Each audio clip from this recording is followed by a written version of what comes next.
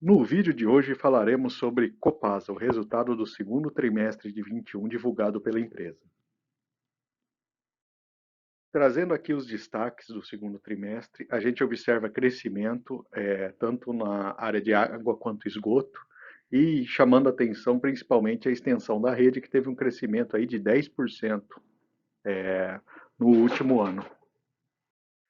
Falando um pouco agora do resultado financeiro da empresa, a gente observa aí a primeira linha ali de receita, né? Um crescimento de quase 10%, comparando 20 com 21. O EBITDA, por sua vez, cresceu 30% e o lucro na casa dos 60%, ou seja, mostrando um resultado robusto aí no último ano da empresa. Pegando principalmente a parte do lucro, a gente está indo para um lucro por ação da ordem de 63 centavos. Quando a gente compara o resultado dos últimos 3 anos, né, a gente percebe aí esse crescimento relevante, tanto de EBITDA quanto de lucro líquido.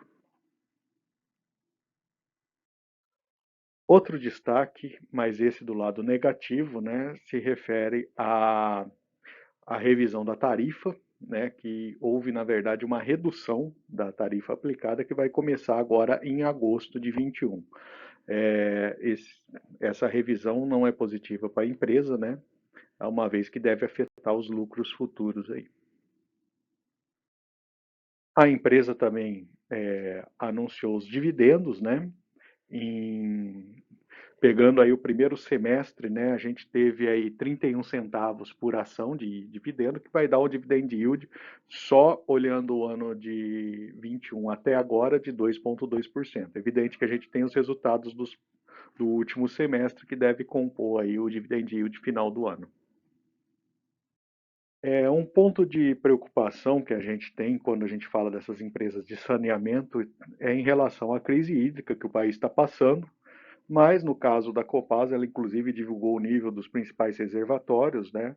Esse reservatório especificamente é responsável por quase metade do volume da região metropolitana de Belo Horizonte e está num patamar bastante tranquilo. Então, pelo menos por enquanto, a crise hídrica não parece ser um problema relevante aí para a Copasa. Se você gosta do nosso conteúdo, deixe seu like em nosso vídeo e se inscreva em nosso canal. Isso ajuda muito a divulgação. Bom, falando agora do lucro por ação, a gente tem um pequeno aumento, né, uma vez que a gente está colocando um lucro, né, melhor do que o lucro do trimestre do ano anterior, né? Ou seja, a gente está aumentando o lucro aí nessa janela móvel de 12 meses. Olhando essa relação de preço por lucro, né, que é um indicador bastante relevante também, a gente observa que ela está num patamar bastante interessante aí, em torno de 5,6, ou seja, ela está abaixo aí do que tem sido seu histórico, inclusive, podendo indicar aí um bom ponto de referência para quem queira investir na ação. Falando agora de ROI, né, com o resultado aí do segundo trimestre, a gente está indo no ROI na casa de 14,2%, né, que é o retorno sobre seu patrimônio líquido. Quando a gente compara com outras empresas do mesmo ramo, a gente observa aí que o resultado é ligeiramente melhor.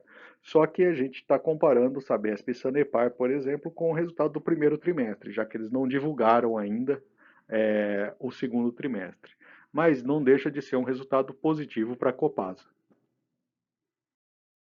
Falando agora do dividend yield histórico da ação, né, a gente teve uma distribuição relevante de dividendos ali em 2020, né, então por isso que o gráfico apresenta aí essa distorção, né, principalmente aí em 2020 e 2021.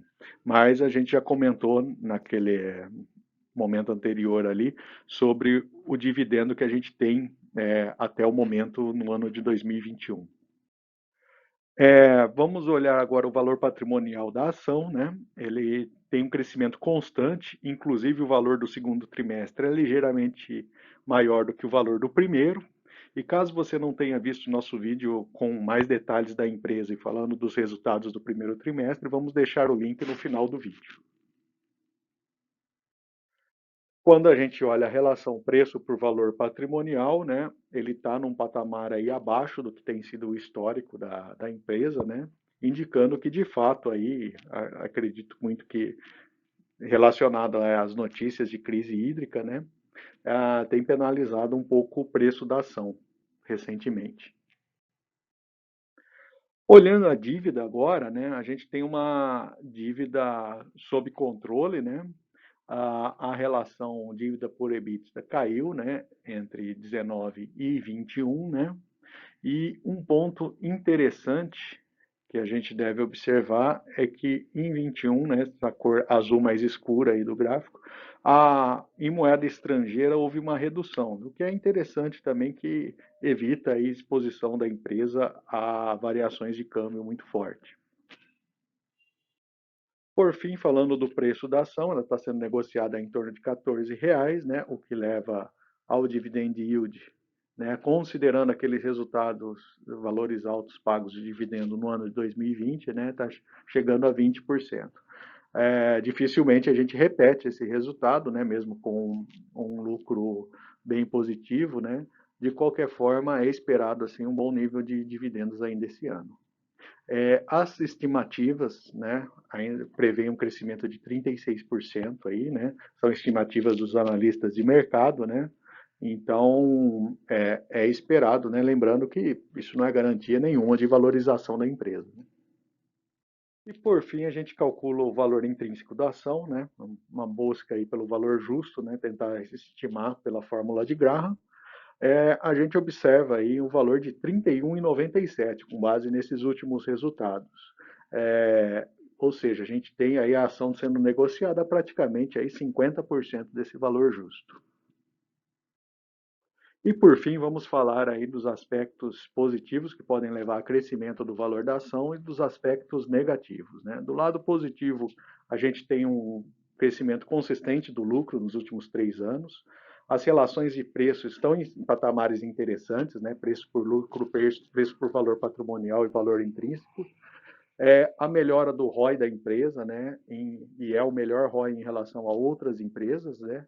E uma dívida relativamente sob controle. Do lado negativo, a gente sabe que é uma estatal, né? Ou seja, tem uma parte dos investidores que se afugentam desse tipo de empresa, né? O novo marco do saneamento, que pode mudar um pouco aí a questão da concorrência futura da empresa, né? Falando num horizonte mais longo. E esse reajuste que a gente teve em 2021 aí, que deve minar um pouco a receita da empresa durante esse próximo ano. E por fim, deixo com vocês algumas das fontes de informação usadas no vídeo. Caso você gostou do conteúdo, se inscreva no canal e deixe seu like. E comente abaixo que ação vocês gostariam de ver analisada aí nos próximos vídeos. Ok? Obrigado, hein?